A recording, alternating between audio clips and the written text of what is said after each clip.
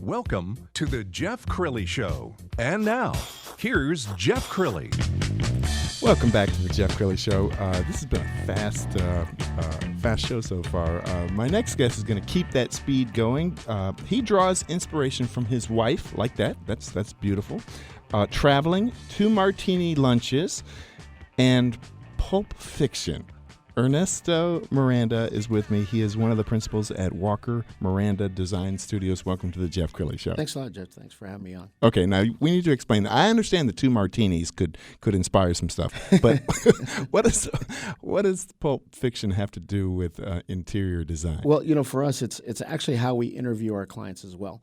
That's one of the key things that is so important for us in that relationship that we have with our clients. So I typically always ask a client some unorthodox questions like what they usually like to drink during a happy hour, or what type of movies they like. And for me, I always tell them, I always blurt out, hey, I love Pulp Fiction just because of how interesting and how well it was put together. And it makes you laugh at some things that normally you wouldn't necessarily laugh at. So it gives me a good insight as to their psyche and if they'd be a good fit for us. So I know you do everything from high-end homes to restaurants.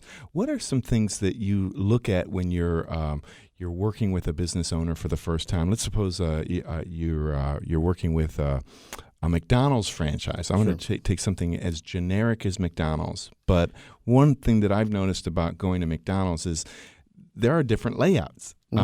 There may be an ordinance in Fredericksburg that says if you are opening up a McDonald's franchise, you have to conform to certain things. Sure. So how do you work with your clients, let's take restaurants, to capture their brand? Well, restaurants are extremely unique out of really the entire design area. Part of it is because you're so engaged with that particular chef or that restaurateur. We take a lot of actually inspiration from the food. We normally always ask one of our chefs to actually cook some of the food. You'll be surprised. Sometimes we'll be able to grab maybe the color in one of their sauces and be able to implement into their brand. But really for restaurants, it's about that lifestyle and the brand. What makes WALKER+MIRANDA so unique about that is that we do really seriously take their brand more seriously than ours even, because it's really an extension of who they want as their clients rather than, let's say, the signature look of our firm. Right. And that's really so important in the way you end up branding a restaurant. The food, the lifestyle that they want to create into that particular restaurant or bar, wherever it may be.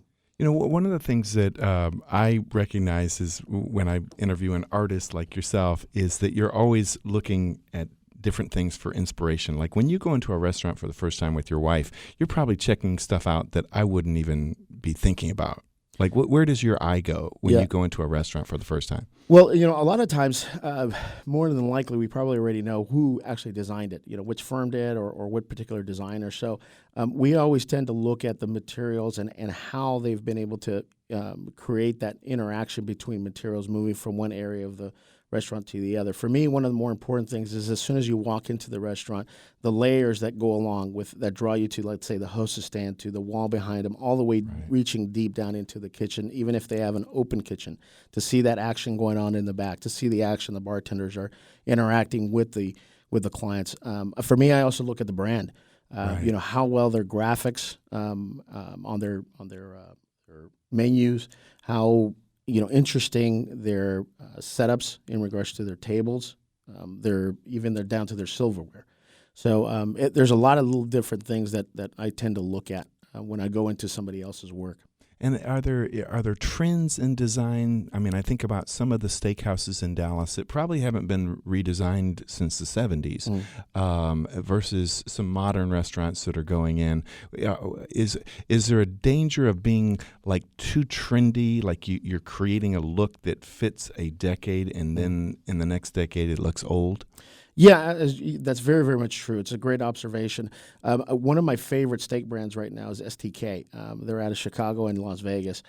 They've done such a great job of really modernizing the modern steakhouse, but their demographics are much younger. They're 40 and below. They actually have a DJ booth in the middle of the restaurant, and you've got music pumping, but the steaks are absolutely phenomenal. Whereas, like, let's say you have Del Frisco's, it's a little bit older crowd, and they stick to that because they've been so successful. It goes back to what their brand is and the demographics that they're trying to shoot for. How important is lighting? It's the most important thing, I feel, really in any type of retail or restaurant that we design. That's one of our very first recommendations to our clients is that we need to bring in a great lighting designer. Nothing can substitute that, especially on the retail side. You look at all the great brands, Neiman Marcus, Nordstrom's, even some of the more boutique that you see down in the Highland Park Village areas. All of those, there's specific reasons why that lighting was placed in order to highlight the material that they're looking at. Ernesto Miranda, the principal of WALKER+MIRANDA Design Studios, is with me here on the Jeff Crilley Show. Let's move from restaurants and commercial to residential. So let's suppose you get hired by a Highland Park family to come update their home. Their home is built in the 50s or 60s. It's a beautiful mansion, but they want to freshen it up. What are some things you look for? What are questions that you're asking the homeowner? Well, for us, really, it's about the bones of the existing architecture. We have to really respect the initial design intent of the architect, whoever it may be. If we do get hired, we will actually do a little bit of research on that particular architect to see what their style was, to be able to not only respect the original design intent, but also to bring in new materials and different ways of executing that design, whether it be more French country or extremely modern or mid-century modern. My personal favorite has always been mid-century modern.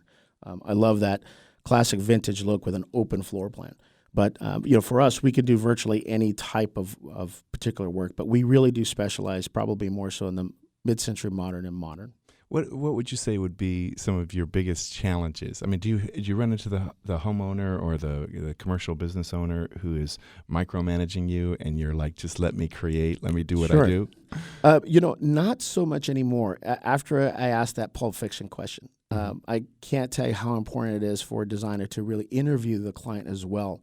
That was probably one of my biggest learning aspects of when I started my firm was instead of, yes, pick us because we're, so good. Now it's let me really understand who you are as a person, because that relationship tends to be so close after a while. And we really do pride ourselves on being very candid, whether it's with our commercial clients or residential. Sometimes they don't want to hear, that is a horrible idea, but this is the reason why it's a horrible idea. Or you won't be able to get the bang for your buck that you're looking for if we go this route. Or we can do this at a much more cost-effective rate. Again, I think it's that relationship that you have with your clients that really becomes more of a friendship, a very candid friendship but something that you can last over a period of a long, long time. Have you ever been called in to fix a husband's botched job before? Because people see these shows and, they think they can watch 2 shows, flip this house, and next thing you know, they're, Yeah. There's one particular case that happened it was difficult because of the fact that, of course, there's egos involved. And this particular homeowner definitely had his feelings hurt with us having to come back in and fix certain things. But, my business partner, Carrie Walker, we kind of bring a yin yang to it. She's a little bit more conservative. I'm more Vegas. And so when you look at our design work, it's really all over the place, from really sleek, very minimalistic lines to really just out there hospitality work that we do. And so with that balance, it really helped bridge that reluctance that less necessarily he had. He wasn't just working with a female that he was expecting to come in and just do all this crazy stuff. And when he introduced himself to me, I just told him, I said, look, I really understand. I've got a wife. Right. I'm in your exact shoes. So again, we've become really lifelong friends, and so that's the type of relationships that we're looking with both our commercial and residential clients. Your firm is very successful. Is it mostly great customers telling their friends, or how are you getting the word out? Yeah, it's been two different avenues that we've gotten our clients. One is just previous clients that we've worked for who respect what we do. One particular one, which is one of our major clients, was Sky Chefs. This particular gentleman came from originally Texas Land and Cattle. He was over the facilities. we were redesigning one of the restaurants up in Frisco, and we ran into a serious issue on the structural side. So we had to basically very quickly redesign the bar area. Came to find out that he ended up finding out that we did not charge him for that change because we had to do it so fast, and we said, look, this is a long-term commitment to him. We didn't mention that to him. Well, he ended up at Sky Chefs. Now he's in the global position. Wow. He brought us in specifically because of that one thing, and he told us, he said that I loved it because you didn't bring it up, you didn't mention it. We knew you were losing money on it, but it was more important to you guys to make sure that we executed quickly and got it done rather than you guys just taking the hey, let me issue a proposal, let's get the money first. So that really solidified that relationship. Well, let's go back to restaurants for a second because I'm always fascinated by the psychology of design. I've heard that colors can sometimes make a difference in how much you order or what you order. I mean, is there some psychology involved in either the layout of the restaurant or the colors you're choosing or the lighting to get people to spend more money? Yeah, absolutely. Right now, probably the biggest trend that you have is in the graphics of the menus. Just the font size alone and the type has actually produced results as high as 15% increase in ordering high-cost foods. Same thing with bar.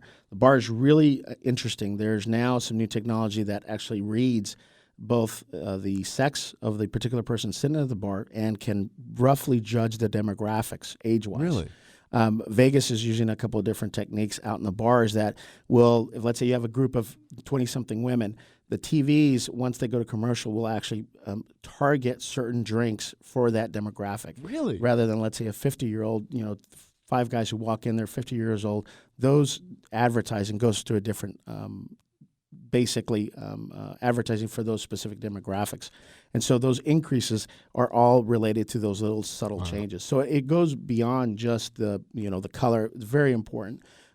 Vegas has a Bible, basically, that's about that thick that gives you just the pros and cons of colors to use, the right colors not to use, font size, everything that goes into building that brand and also elevating the final ticket price that particular client goes to. I think that's fascinating. In fact, I've heard, and I'm just a layman, that in Vegas they're pumping oxygen into the room. Everything's pretty well lit. They want you alert. They want you spending money. The drinks are flowing. No clocks. No clocks. The doors don't lock. Yes, I love Vegas. I do. And that's for that reason. Just that it's all about indulgence and luxury. And that is true that they do. It does, and it does work. No clocks, ATMs all over the place. They've got the waitresses free drinks, which technically they're not, but right. Waitresses in skimpy outfits because it takes the gamblers off of the focus. Right. So it all leads to how do they make more money, right. And all of that kind of trickles down into the hospitality side. Hotels is another great, aspect. They're going in a different direction now. We're actually working on the new Adolphus Hotel and bringing that, I like to call it like plastic surgery. A woman who in her 20s was phenomenal, but, has just been let go. And now for us, it's about, bringing her back to what her majestic architecture was. Wow. And we're really excited about that project. We're actually working with one of our partners, Swoon, which is a graphics company as well. And they are phenomenal to work with. So we're really excited about that. Congratulations. You are a true genius. I hope your wife is listening. Say, honey, look, he said it on the air. She is much more creative than I am. She's a fashion designer. So we tend to, a lot of our conversations are revolved around just all different aspects of art and design. So. Absolutely. Okay, how do people get a hold of you? What's your website? It's WALKER+MIRANDA.com. Awesome. Thank you so much. Coming up next, 1 cent lemonade to $1 million deals. The secrets to success from someone who bootstrapped her way to the top of the commercial real estate world. Just ahead. More of the Jeff Crilley Show coming up.